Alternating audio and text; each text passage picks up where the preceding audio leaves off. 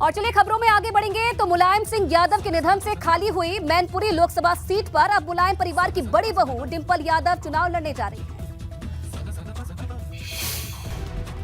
पहले मैनपुरी से मुलायम सिंह यादव के पौत्र तेज प्रताप यादव को उतारे जाने की चर्चा चल रही थी, लेकिन अखिलेश यादव ने अपनी पत्नी डिंपल यादव को मैनपुरी लोकसभा उपचुनाव का टिकट दिया है, जिसके बाद पार्टी के नेताओं का दावा है कि डिंपल यादव अपने ससुर मुलायम सिंह यादव की विरासत को और आगे लेकर जाएगी। वहीं मैनपुरी उपचुनाव के लिए डिंपल यादव को प्रत्याशी बनाए जाते ही सपा पर भाजपा की तरफ से सियासी हमले तेज हो गए। उप मुख्यमंत्री केशव प्रसाद मौर्य ने सपा पर परिवारवाद का आरोप लगाते हुए ट्वीट किया है। इस बार इतिहास दर्ज होगा कि मैनपुरी सीट से समाजवादी पार्टी की कैंडिडेट पूरे देश में एक इतिहास कायम करेंगे। आज तक उतने वोटों से कोई जीता नहीं होगा। सपा ने आजमगढ़ लोकसभा उपचुनाव तो श्री धर्मेंद्र यादव, मैनपुरी लोकसभा उपचुनाव तो डिंपल यादव जी लड़ेंगी। सपा को परिवार के बाहर नहीं मिल रहे प्रत्याशी। वहीं डिंपल यादव के मैनपुरी से लड़ने पर ओम प्रकाश राजभर की भी प्रतिक्रिया सामने आई है। उन्होंने कहा कि कोई भी चुनाव लड़ सकता है। मैनपुरी से अब तक भाजपा ने प्रत्याशियों का ऐलान नहीं किया है, जबकि ओम प्रकाश राजभर ने पहले ही प्रत्याशी की घोषणा कर दी है। और इधर सपा नेता आजम खान की विधायकी रद्द होने से खाली हुई रामपुर विधानसभा सीट पर उपचुनाव का रास्ता साफ हो गया है, क्योंकि रामपुर सेशंस कोर्ट ने आजम खान को कोई राहत नहीं देते हुए एमपी एमएलए कोर्ट से आजम को मिली 3 साल की सजा को बरकरार रखा है। 3 साल की सजा होने से आजम खान की विधायकी रद्द हो गई थी और ऐसे में अब सेशंस कोर्ट से राहत नहीं मिलने से आजम खान की सदस्यता रद्द ही रहेगी। सजा को कन्वेंशन जो था उसको स्टे कर दिया जाए, तो उस स्टे पे थी और माननीय न्यायालय ने उनके स्टे के प्रार्थना पत्र को खारिज कर दिया। स्टे खारिज हो गया, आरोग्यता बरकरार।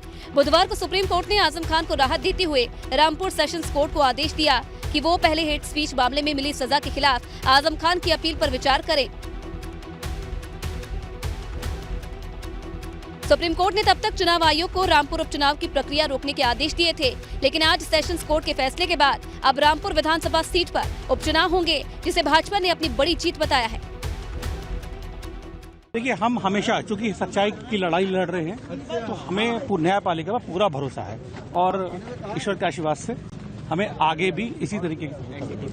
अब आजम खान ने सेशंस कोर्ट में जमानत की अपील की है और अगर आजम खान को जमानत भी नहीं मिलती तो उन्हें दोबारा जेल जाना पड़ेगा।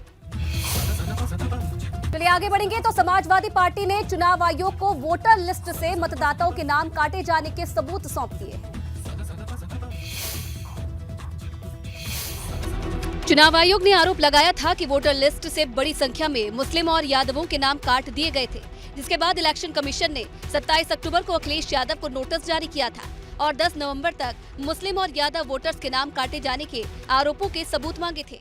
1673 नाम लिस्ट में पहले थे और 2022 के विधानसभा चुनाव में उनके नाम काट दिए गए। हालांकि कयास लगाए जा रहे थे कि सपा की तरफ से चुनाव आयोग के दफ्तर जाकर सबूत सौंपे जाएंगे, लेकिन सपा ने चुनाव आयोग को वोटर लिस्ट में नाम काटने के सबूत ईमेल के जरिए भेजने का फैसला किया। सपा ने अपने आरोपों को साबित करने के लिए 10,000 पन्नों की रिपोर्ट तैयार की है, लेकिन भाजपा ने सपा के आरोपों पर सवाल उठाते हुए कहा कि लगातार चुनाव हार रही सपा नए बहाने ढूंढती रहती है। मुझे लगता है कि ये समाजवादी पार्टी ने इस प्रकार का एक भ्रामक बयान ये अखिलेश यादव जी के द्वारा दिया गया था। भाजपा भले ही सपा पर तंज कस रही है, लेकिन सपा चुनाव आयोग को ईमेल के जरिए जवाब देने के साथ साथ उन वोटर्स के नाम भी चुनाव आयोग को सौंपने की तैयारी कर रही है जिनके नाम मतदाता सूची से हटाए जाने के आरोप लगे हैं।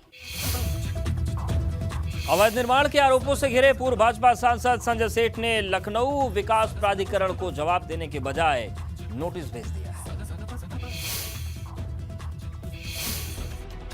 संजय सेठ को लखनऊ विकास प्राधिकरण ने शालीमार एमराल्ड अपार्टमेंट में अवैध निर्माण के लिए जवाब तलब किया था और जवाब दाखिल न करने पर अपार्टमेंट के अवैध निर्माण को ढाने की चेतावनी दी थी, लेकिन अपने रेजिडेंशियल प्रोजेक्ट में अवैध निर्माण पर जवाब देने की बजाय संजय सेठ ने लखनऊ विकास प्राधिकरण को ही चिट्ठी लिखकर अपनी छवि धूमिल करने की बात कही है।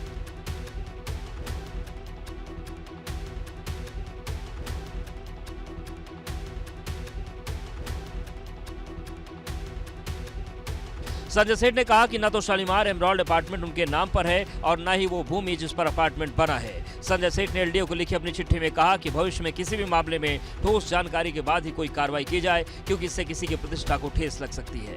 शालीमार एमराल्ड लखनऊ के सबसे पॉश इलाके हजरतगंज में 10,000 स्क्वायर फीट जमीन पर बना एक 8 मंजिला लग्जरी अपार्टमेंट है। आरोप है कि जांच में एलडीए को न तो इमारत का नक्शा पास मिला, न इमारत को कंप्लीशन सर्टिफिकेट हासिल हुआ है।